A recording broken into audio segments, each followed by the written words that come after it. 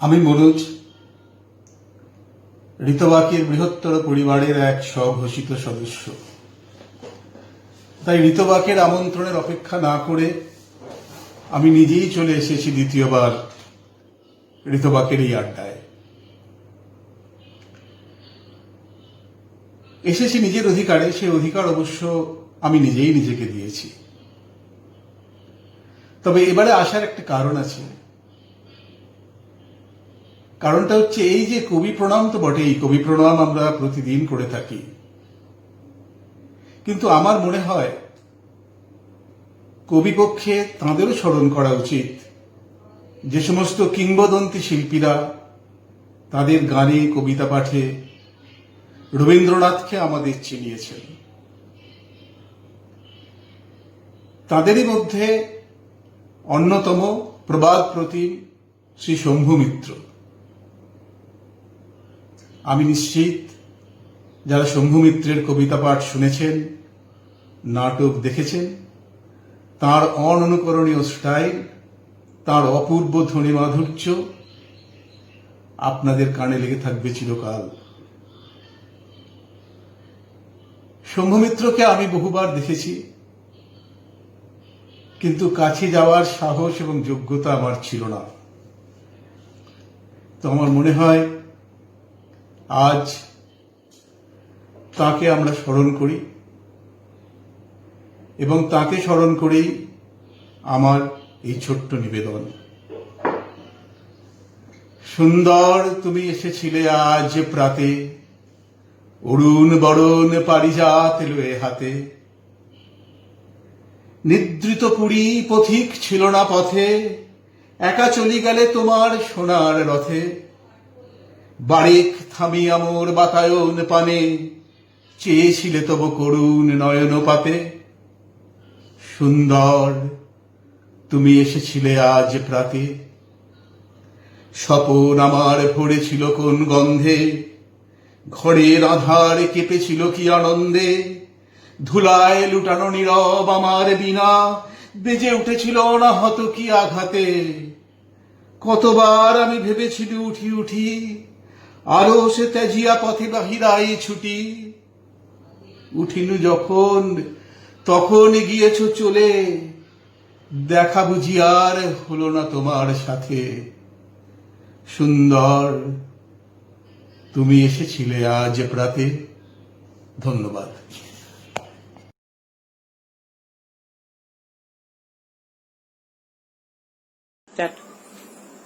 নমস্কার, আমি আপনাদের বন্ধু অপূর্ব মিত্র।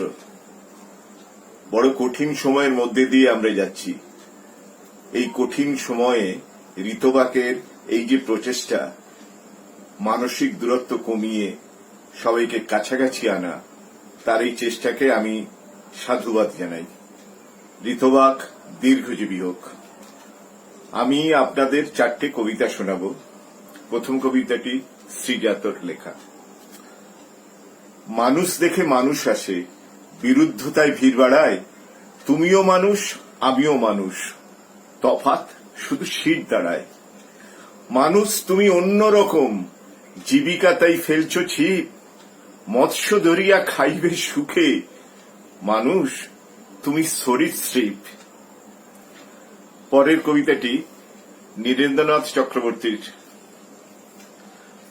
পুকুর মরাই সবজি বাগান, জংলা ডুরে শাড়ি, তার মানেই তো বাড়ি, তার মানেই তো প্রাণের মধ্যে প্রাণ। নিকিয়ে নেওয়া উঠোনখানি, রোদ্দুরে টান টান। ধান খুঁটে খায় 4টে চড়ুই দোলমঞ্চের পাশে, পায়রাগুলো ঘুরে বেড়ায় ঘাসে। বেড়ালটা আড়মোড়া ভাঙছে, কুকুরটা কান খাড়া করে শুনছে কথা বলছে কারা। পূবের সূর্যি পশ্চিমে দেয় পাড়ি, দুপুর বেলায় ঘুমের থেকে জেগে উঠছে বাড়ি। লাঠির ডগায় পোটলি বাঁধা অনেকটা পথ ঘুরে, লোকটা যাচ্ছে দূরের থেকেও দূরে। ওর চোখেও কি এমন একটা বাড়ির স্বপ্ন টানা? ওর মনেও কি গন্ধ ছড়ায় গোপন হাসনুহানা? ও বড় বউ, ডাকো ওরে ডাকো, ওই যে লোকটা পার হয়ে যায় কাঁসাই নদীর সাঁকো। এর পরের কবিতাটি আমার লেখা। আমাকে নিয়ে অযথাই টানা পড়েন। সত্যি কথা বলতে কি, সর্বদাই যিনি মাথার মধ্যে ঘোরেন, সর্বদাই যে বুড়োটা হিসাব মেলান 2 2 4, তাকে কি অত সহজে যায় দাবানো? অন্ধকারের পাদানিতে পা দিয়ে ভবিষ্যতের হাতল ধরে যারা ঝুলছে, তাদের জল জলে চোখ দিয়ে ফোঁটা ফোঁটা রক্ত ঝরছে। বন্ধু, যেহেতু 1 জন্মের বেশি সময় আমার নেই, তাই করা গেল না অনেক কিছুই। তবু এই টানাপোড়েনের মধ্যে তোমাকে একটা কথাই বলতে পারি, যারা পোশাকের নিচে শিবাজির বাকনখ লুকিয়ে রাখে, তুমি তাদের চিনে নাও।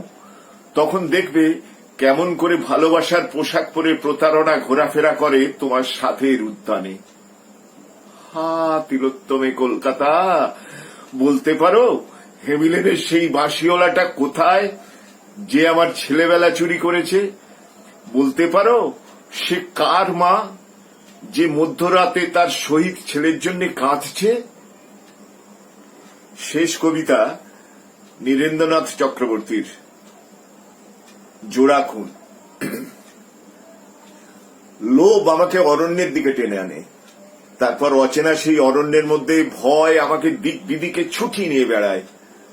আমি ঠিক করেছিলাম প্রথমে আমি লোভের মরামুখ দেখব, তারপর ভয়ের। কিন্তু কি আশ্চর্য দেখো, লোভের গলায় আমার দীর্ঘ শানিত ছুরিখানাকে আমূল বিধিয়ে দিয়ে যেই আমি চিৎকার করে বলে উঠেছি, কিছুই আমি চাইনে, ভয় অমনি চুপসে যাওয়া একটা বস্তার মতো আমার পায়ের তলায় লুটিয়ে পড়ল। কখন আলো ফুটেছে আমি জানি না। দূর থেকে ভেসে আসছে সূর্যোদয়ের গান, উদ্দীপক সুরার মতো সেই গানের সুর ছড়িয়ে পড়ছে আমার রক্তে। শরীরটা কেমন যেন হালকা লাগছে, মনে হচ্ছে যেন কোনো শক্ত ব্যাধির থেকে আমি মুক্ত হয়ে উঠলাম। আমার সামনে ছিল লোভ, পিছনে ছিল ভয়। আমি ঠিক করেছিলাম একে একে আমি তাদের মোকাবিলা করব, কিন্তু তার আর দরকার হলো না। একজনকে খতম করার সঙ্গে সঙ্গেই দেখতে পেলাম অন্যজনও ফতুর হয়ে গেছে। আবিরের থালা হাতে নিয়ে আকাশ আমার মুখ দেখছে, পাখিরা আমার বন্দনা গাইছে, বৃক্ষ লতা বাতাসে নত হয়ে নমস্কার করছে আমাকে। আমার 2 জন্মশত্রুর মৃতদেহকে 2 পায়ে লাথি মেরে নালার মধ্যে ঠেলে ফেলে দিয়ে শীষ দিতে দিতে আমি অরণ্য থেকে বেরিয়ে এলুম। নমস্কার, ভালো থাকবেন।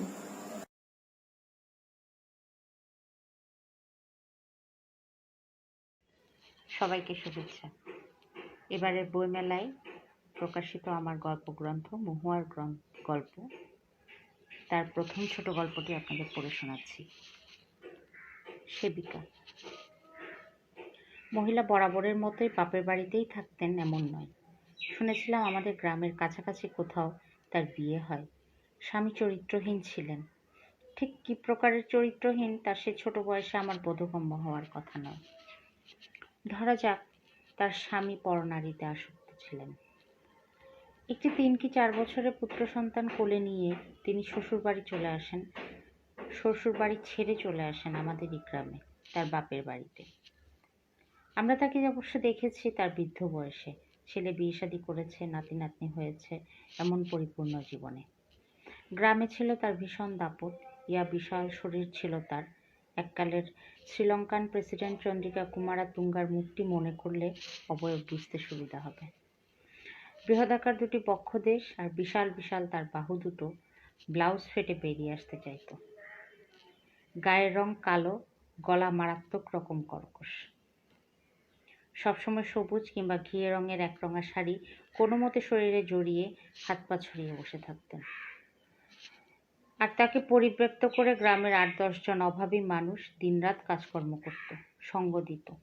আরও একজন মানুষ সারাক্ষণ তার পাশেই থাকতেন। সে আমাদের গ্রামের মসজিদের ইমাম, নাম মজু মিয়া। সে এক ঘৃণ্য ব্যাপার আর কি। হিন্দু ঘরের মহিলা, ঘরে ঠাকুর দেবতার পুজো পার্বণ হয়, অথচ তার পাশে হরদম বসে রয়েছে দাড়িওয়ালা এক মুসলমান, যে কিনা 5 ওয়াক্ত মসজিদে আল্লাহু আকবর বলে চেঁচায়। আম, লিচু, নারিকেল, কাঁঠাল, কলা কি নেই তার বাড়ির উঠোনে। অথচ কোনো ছেলেপুলে মুখ দেবে তো দূর, কাঠবিড়ালি যাতে ফল পাকড়াও খেতে না পারে তার জন্য গাছে টিন বেঁধে তাতে রশি বেঁধে হরদম দাওয়ায় বসে থাকতেন। উচ্চস্বরে শব্দ হতো, আর ফলের লোভে কোনো পাকপাকালি গাছে তিষ্ঠবার জো থাকতো না। আমরা যেতাম তার বাড়ি কদাচিৎ নিম পাতা আনতে। ফেরার সময় খালি হাতে ফেরাতেন না। তার কালো কালো হাতের বিশাল পাঞ্জা মুখ সরু একটা টিনের ভেতর কোনো মতে গলিয়ে দিয়ে দুটো খইয়ের নাড়ু উদ্ধার করে এনে আমাদের হাতে তুলে দিতেন। কখনো পাশে বসিয়ে কুশলাদি জানতে চাইতেন, কিন্তু লিচু যদি চাইতাম সোজা বলে দিতেন গাছ বিক্রি হয়ে গেছে। ব্যাস, আমরাও মুখ পানসে করে ফিরে আসতাম। তার গলার শব্দে সকলের থরহরি কম্প। ঘরে নিজের ছেলেটি তো ছিলই, আরও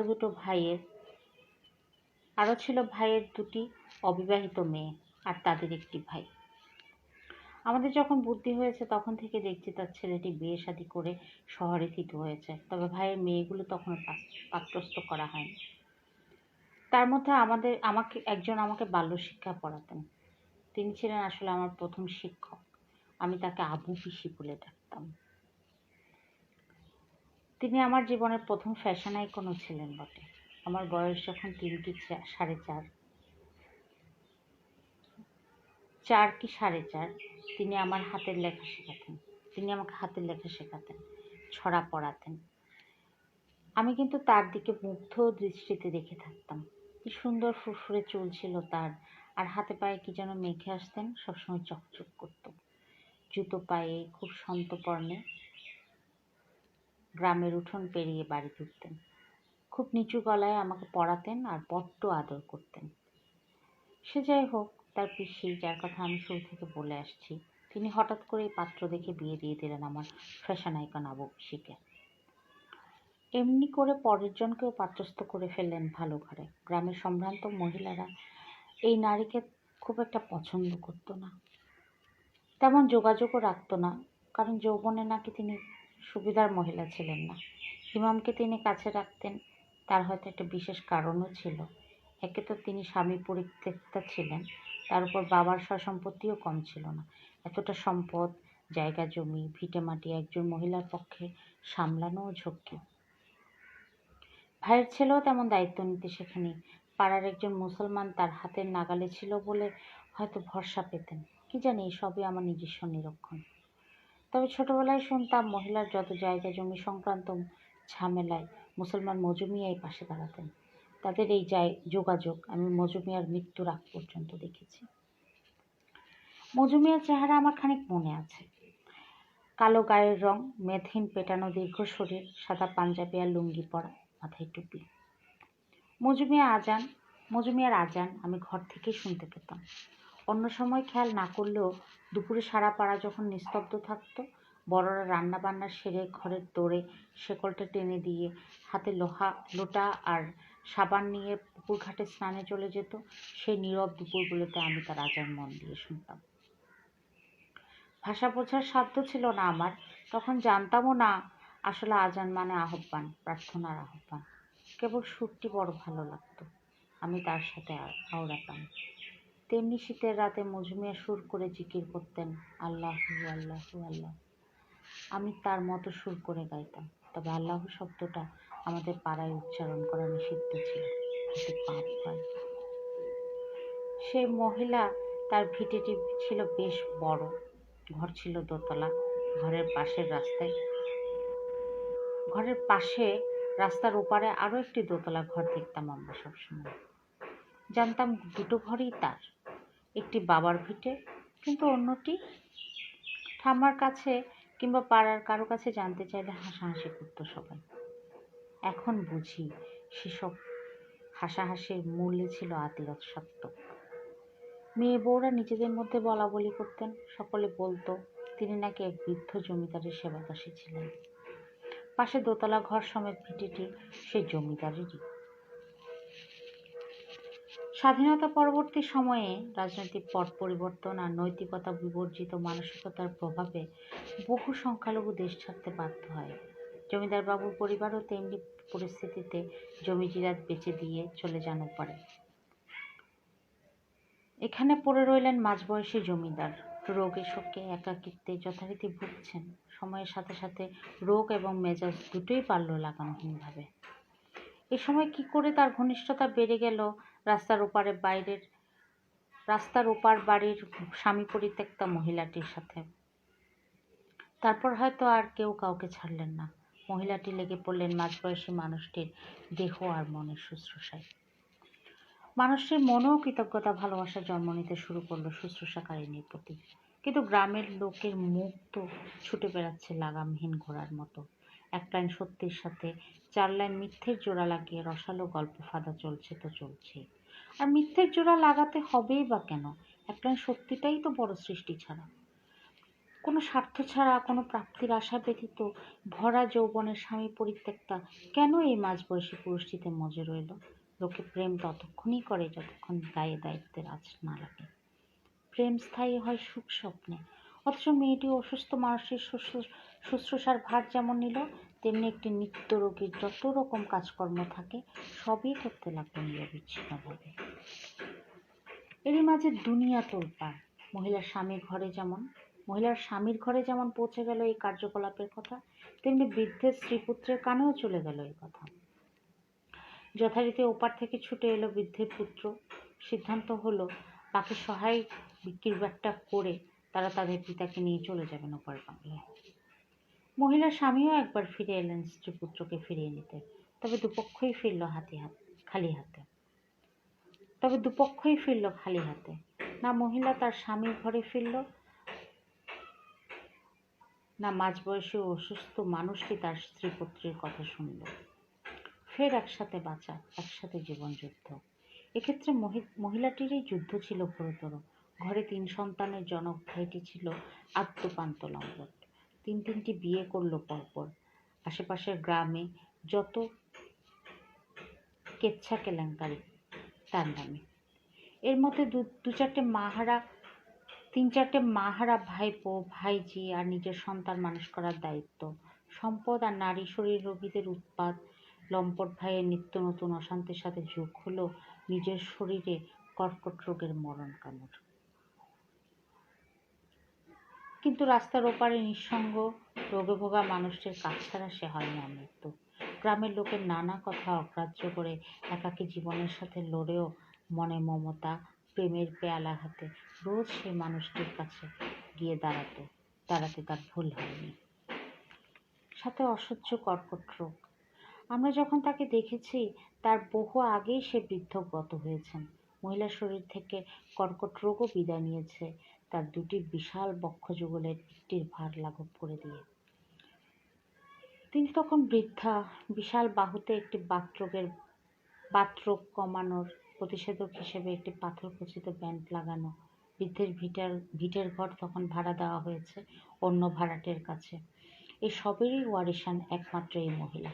কারণ ভাইয়ের অনিয়ন্ত্রিত জীবনযাপনের ফলে অল্প বয়সে মৃত্যু, এবং সবচেয়ে বড় কথা যা হলো তা হলো বৃদ্ধ তার বাকি সহায় সম্বল স্বেচ্ছায় দান করে দিয়ে গেলেন এই মহিলার নামে। এই দানপত্র নিয়েও উঠল নানান কথা। নানা আইনি প্রতিবন্ধকতাও তৈরি হলো। কারণ তাদের মধ্যকার সম্পর্কের না ছিল কোনো নাম, না ছিল কোনো পরিচয়। আজকাল আমরা বেনামি সম্পর্কের নাম বন্ধুত্ব হিসেবে চালিয়ে দিই। বিবাহিত 2জন পুরুষ মহিলার সম্পর্কের নাম দিয়ে পরকীয়া বলি। ছোটবেলায় সেই গল্পের নাম আজ পরকীয়া ছাড়া আর কি। কিন্তু বড়বেলায় এসে উপরে ওঠার সিঁড়ি খুঁজতে সমাজের এলিট শ্রেণীর মনোরঞ্জন করা ঘরের বউগুলোর মিথ্যা সম্পর্কের নাম ছিল না গ্রামের লোকের কাছে। বৃদ্ধ কেন তার এই সম্পদ এই মহিলাকে দান করে যাবেন, এ নিয়ে গ্রামের মানুষের অসন্তোষের সীমা ছিল না।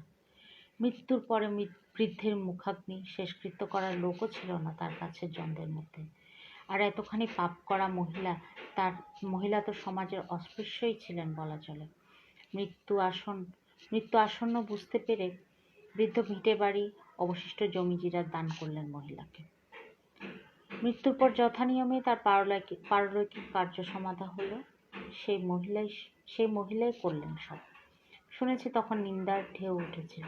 নামগোত্রহীন সম্পর্কের বড় জ্বালা। সম্পদের লোভ লালসায় ধনাঢ্যের ধুতির খুঁট আঁকড়ে পড়ে থাকা যায়। দিনের পর দিন রোগীর শুশ্রূষা করে কিসের মায়া? আর স্বার্থ আদায় হয়ে গেলেও শেষ বেলায় পরের কাছে সর্বস্ব গচ্ছিত রেখে যেতে পারে কজন? সেই বৃদ্ধের সমাধির ভগ্নাংশ আজও আছে আমাদের বড় পুকুরের পাড়ে। মন্দিরের গায়ে লেখা আছে, স্বর্গীয় অমলেন্দু বিশ্বাসের স্মৃতি তর্পণে, তার সেবিকা রাধারানী। কোনো কোনো সম্পর্কের নাম এমনও হয়, কোনো কোনো প্রেম মায়া মমতার বীজ এভাবেই মহিল হয়, কিন্তু লোকচক্ষুর অন্তরালে।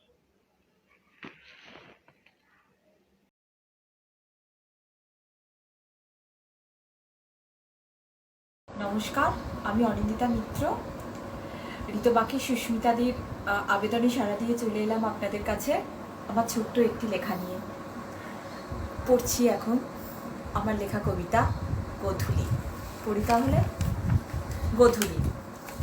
গোধূলি বেলার শেষ কমলা রঙের রোদ্দুর এসে দাঁড়িয়েছিল তোমার বারান্দায়। একটা ছাইরঙা কাক ঠোঁট ঘষছিল আরও একটা কাকের ঠোঁটে। জিওয়াল গাছের পাতা নাচছিল তার মতো করে।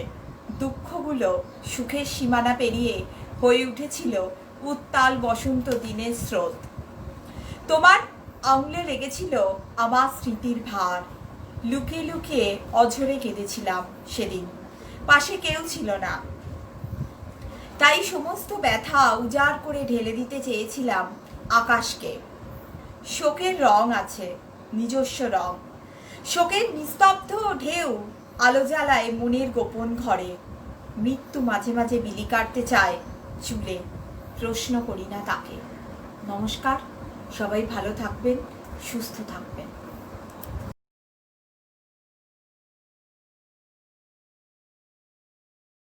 নমস্কার, আমি লিপিকা ঘোষ। ঋতুবাকের আহ্বানে সাড়া দিয়ে আজ আমার এখানে আসা।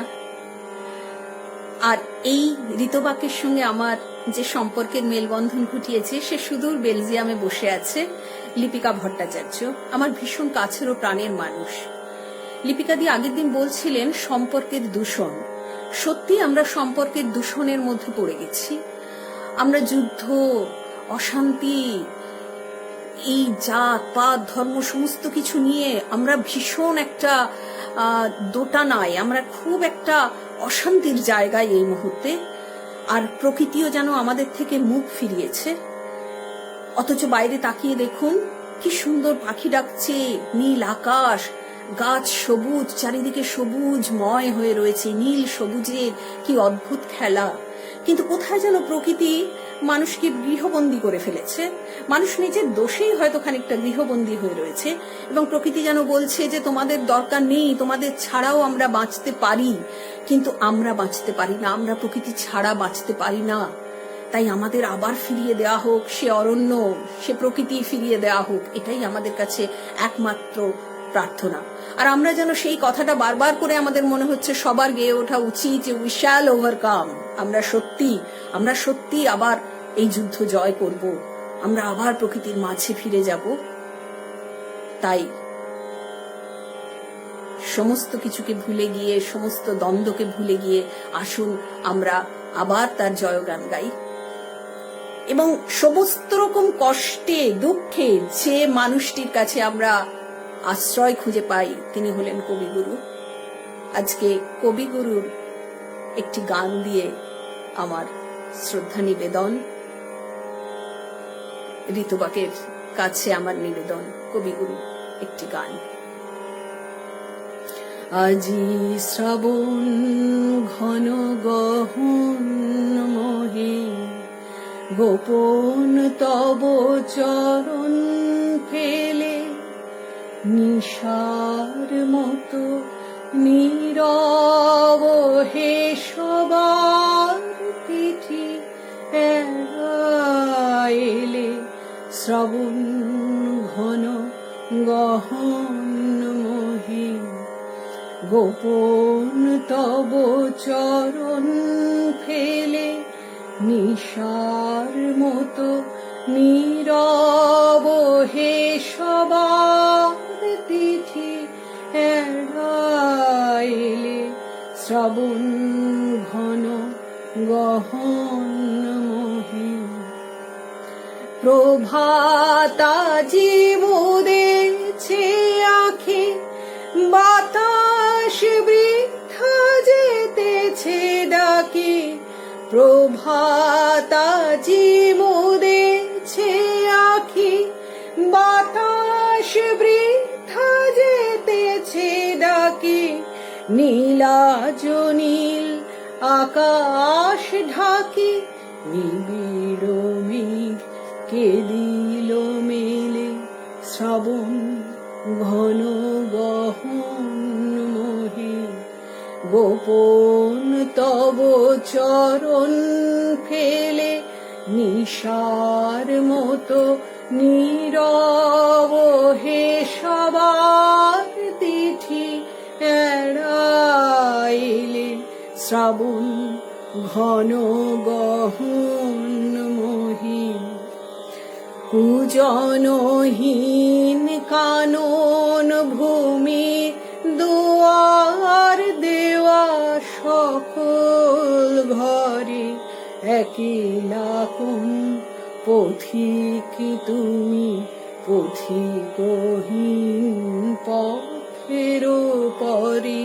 হে একা সখা হে প্রিয়তম, রয়েছে খোলায় ঘোর মম।